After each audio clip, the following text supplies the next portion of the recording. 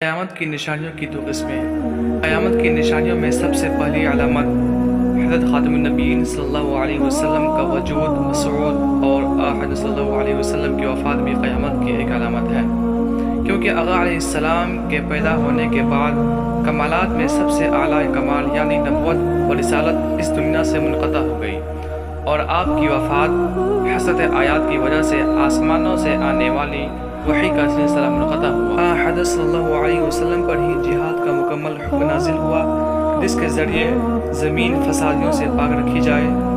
حضرت صلی اللہ علیہ وسلم نے جتنی قیامت کی نشانیوں کو بیان فرمایا تھا انہی دو قسموں پر تقسیم کیا گیا ہے۔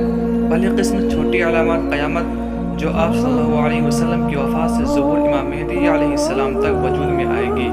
دوسری بڑی نشانیاں جو حضرت مہدی علیہ السلام کے ظاہر ہونے سے سور پھونکنے تک ظاہر ہوں گی، اور قیامت کا آغاز انہی واقعات کے بعد ہوگا۔